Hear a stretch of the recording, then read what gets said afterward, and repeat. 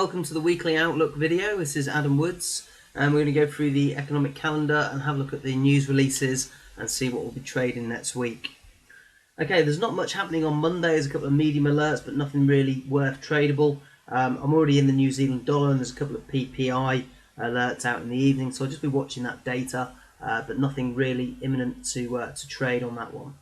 The first alert really is on Tuesday morning at 2:30 AM, and it's the Aussie dollar, the monetary policy meeting minutes. And what I'm expecting to see here is the Aussie RBA to take a little bit more of a dovish tone.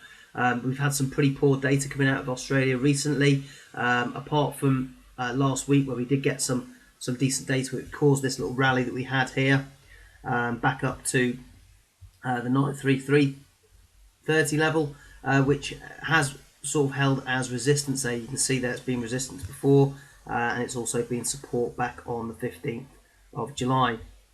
And we've still got a cap on this at 9.5, so no matter what happens, I'm not expecting it to go above 9,500, and I'm also expecting it to be supported around about the 9,200 level. So what I'm expecting to happen on the 2:30 alert is the Aussie to possibly spike up to around about 9,350. Then the RBA, even if they do have a slightly neutral tone, the RBA will possibly try and talk the Aussie down by saying it's historically high, and things along those lines. I do, however, expect the Aussie dollar to have a slightly more dovish tone. There has been some financial institutions out there indicating that the RBA may have to make rate cuts to keep this economy growing. So I'll be looking out for any signs at all in that monetary policy meeting that they could be introducing rate cuts. That will cause the Aussie dollar to fall very, very quickly. Okay, so I'm looking for sells on this, and I'm looking to get in between the 9,320 and the 9,350 level. Okay, moving on. On the same day at 1:30, we've got the US dollar. Not particularly looking to trade these. I'm just going to be watching the data. It may, however, pull down some of the weaker currencies, things like the euro, particularly the Aussie dollar. So we could be looking at and seeing some pullbacks on there. But we've got CPI month on month, which is expected to be lower than previous. But then we've got the core CPI, which is expected to be 0.1% higher. So again, I'm not looking to trade it, just looking to see what information comes out there. On Wednesday, we got Governor Stevens speaks for the RBA. Again, we'll be looking for that dovish tone in his speeches there. If he starts coming out of a bit more neutral, more hawkish tone, then it could be time to profit take on that sell that we had from the day before. However, if he's comes out with a dovish tone, then I'll be looking to hold on to that position right down to 9.2. Okay. On Wednesday as well at 9:30, we've got the pound MPC asset purchase facility and the official bank rate votes. Now this is where it gets a little bit interesting for the pound.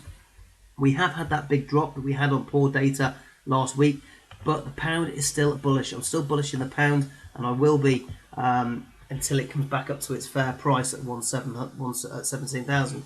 At the moment, it's just finding a little bit of resistance around about the 16,700 level, and it could drop to 16,600. Okay, make no mistakes, there is still some downside potential left in the pound here.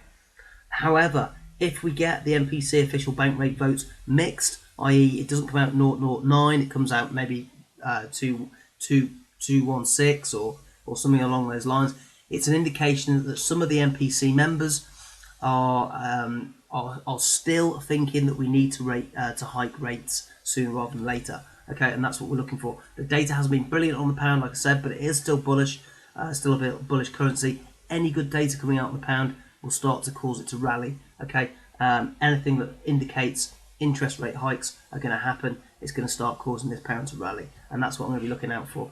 So I'm already in this trade for buys at the moment. I've been taking buys since 16885. Yeah, okay, a little bit early, possibly, but I'm staying in with those until below 16,600, and I will continue to take buys further down.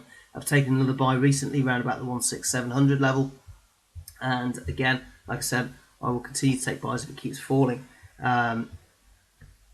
If it starts to rally, then obviously I'll be starting to look at locking in some of these stop losses and start to move my stop losses up and locking in some profits and maybe closing some of those positions down. Okay, so moving on. On Wednesday, we've got the Canadian dollar wholesale sales. Not particularly looking to trade this. The Canadian dollar at the moment is hanging around that 109 level. I am looking for it to come down. We're just waiting for traders to catch up. The monetary policy to catch up with the data. At the moment, the BOC, have had a fairly neutral to dovish tone about that monetary policy, but the data coming out is good. You can see we've had a double top here, and then we had a breakthrough of that last week. We've got a slight bit of a bearish trend line coming down here. It has just broken below that 109 level, but keeps spiking back up.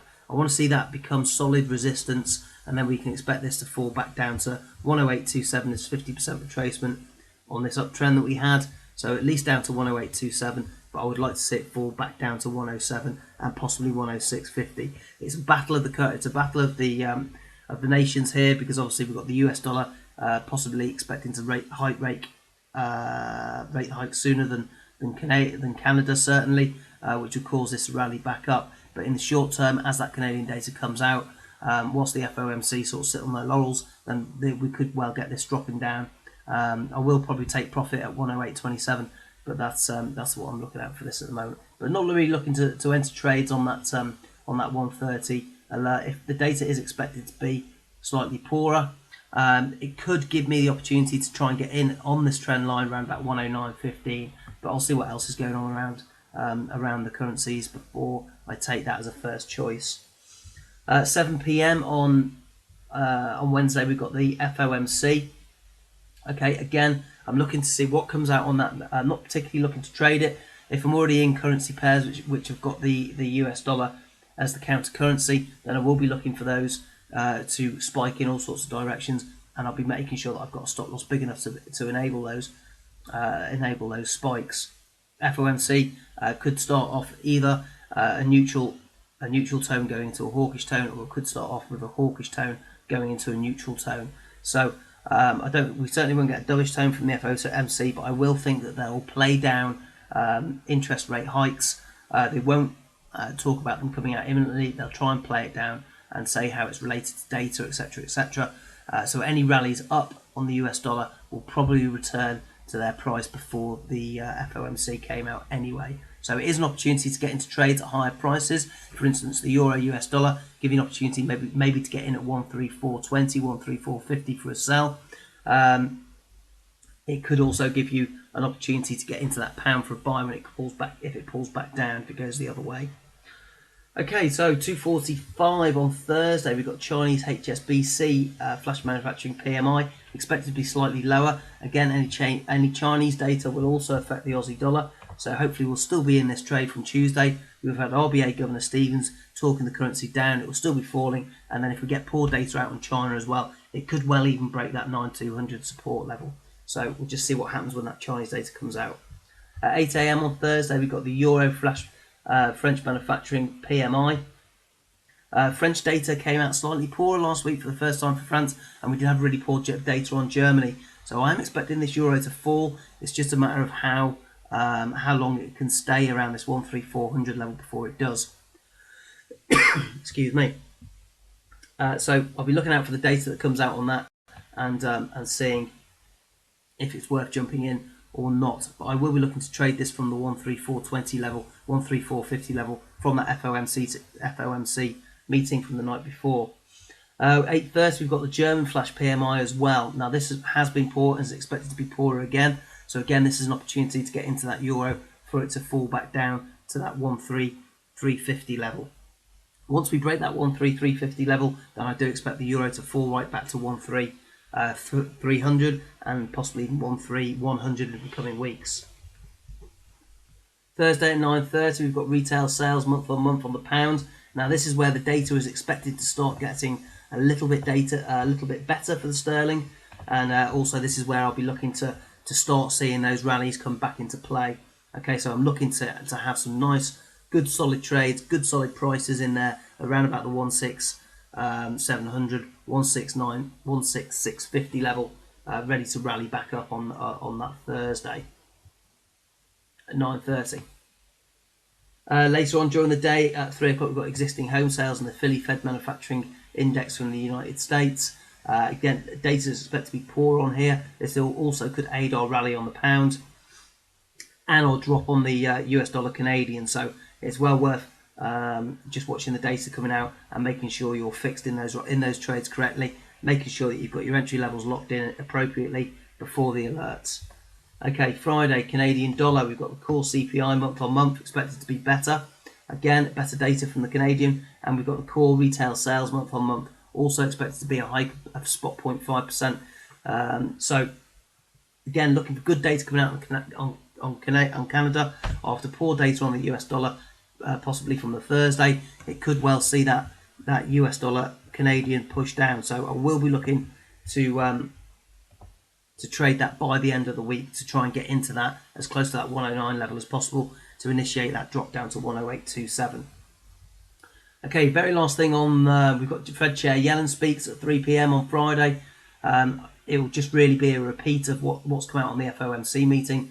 So it may affect the market in slight spikes, but overall the price will probably return to where it started off before that alert at 3 o'clock on Friday. 7:30 p.m. we've got ECB President Draghi speaks, and this could well be the one that brings the euro down. He did say he's prepared to use more QE if the data hadn't been good, and let's face it, what came out of Germany last week was pretty awful. So I do expect him to maybe not initiate any QE, but certainly reiterate the fact that they are prepared and they are unanimous in standing that they will use more QE. Okay, thanks for watching. Please take note of the prices that I've given you, and I'll see you in the live room, and obviously look out for the emails if you're with the Forex Inferno Plus system, as I will be trading those alerts off the prices that I send out to you. Okay, thanks for watching. See you next week.